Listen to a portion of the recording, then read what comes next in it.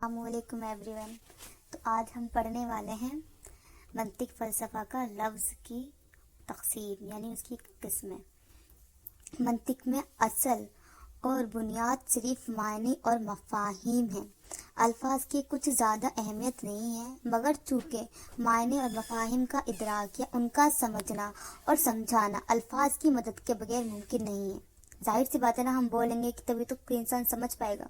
اس لیے منطق میں الفاظ کا بھی کچھ نہ کچھ تذکرہ ہوتا ہی ہے. تذکرہ بولا تو ذکر ہوتا ہی ہے. چنانچہ جیسے جو لفظ اپنے معنی پر دلالت کرتا ہے، وضع کے لحاظ سے اس کی دو قسمیں ہیں، مفرد و مرکب. ٹھیک ہے، مفرد وہ لفظ ہے جس میں اس کے کسی چیز سے اس کے معنی کے جزا پر دلالت کا ارادہ نہ ہو. اس میں نہ آ رہا ہے، اوکے، مفرد نہ ہو. اس کی پھر 4 صورتیں ہیں.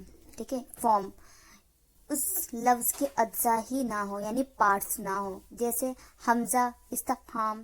حمزہ مطلب الف ہے بڑ اس کو حمزہ کی طرح اسے منہ سے نکلتا ہے، یا واو. دوسرا پوائنٹ، لفظ کے اجزاء تو ہوں، چلو مان لیا اس کے اجزاء ہیں، پھر اس کے بعد کی کنڈیشن ہے مگر معنی دار نہ ہو، جیسے انسان. ٹھیک ہے، پھر تیسرا پوائنٹ، اس لفظ کے اجزاء بھی ہوں، چلو مان لیا اجزاء بھی ہیں اور معنی دار بھی ہیں. ٹھیک ہے، کنڈیشن دونوں. بٹ لیکن لفظ کے جو معنی ہمارے ذہن میں ہیں ان معنی کے اجزاء پر دلالت نہ کر، یعنی اس کے اپوزٹ ہو. لیکن بولنے میں تو بول دیتے ہیں پر ریئل میں ایسا اس کا مطلب نہ ہو.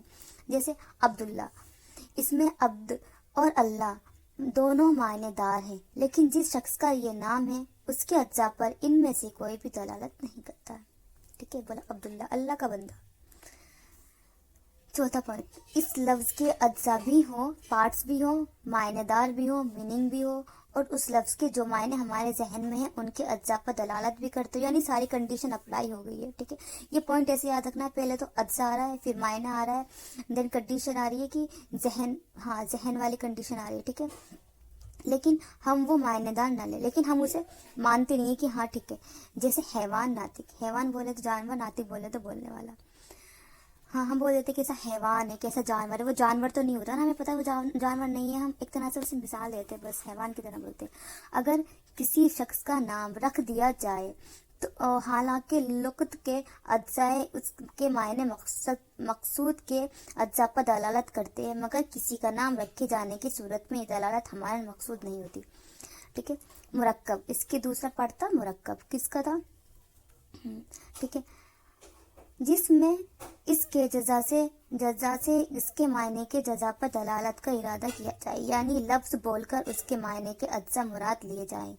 اس کا اپوزٹ کر دیں گے تو مرکب آ جائے گا. جیسے زید کھڑا ہے. ٹھیک ہے، یہ ایسا لفظ ہے جس کے کئی اجزاء، بہت سارے پارٹ ہیں. یہ زید بھی ہے، کھڑا بھی ہے، تین پارٹ اس کے، اور ہر جزا سے زید کے بھی الگ معنی ہوئے، کھڑا کے بھی الگ معنی ہوئے، مطلب سب میں معنی ہے. ٹھیک ہے، اور ہر جزا سے اس کے معنی جزا پر دلالت کا ارادہ کیا گیا ہے. اس لحاظ سے ایک مرکب لفظ کے اندر ایک وقت میں 4 چیزوں کا پایا جانا ضروری ہے. ٹھیک ہے، اس کا پہلا پوائنٹ ہے لفظ کے اجزاء ہوں. ٹھیک ہے، اجزاء ہیں. ٹھیک ہے، اس میں نہیں تھے. اس کے معنی کے بھی اجزاء ہوں. ٹھیک ہے، اس کے معنی بھی اس میں نہیں تھے. لفظ کے اجزاء معنی کے اجزاء پر دلالت کرتے یعنی ٹھیک ہے، اب وہ دلالت ہمارا یعنی مقصود بھی ہو، جیسے جو ہم بولنا چاہ رہے ہیں وہ ہو بھی. جیسے بولا کہ کوئی زید کھڑا ہے تو ہم یہ بتانا ہی چاہتے کہ زید کھڑا ہے. ٹھیک ہے، انشاءاللہ اگلی ویڈیو میں کور کریں گے مفرد کی تقسیم. شکریہ، جزاک اللہ.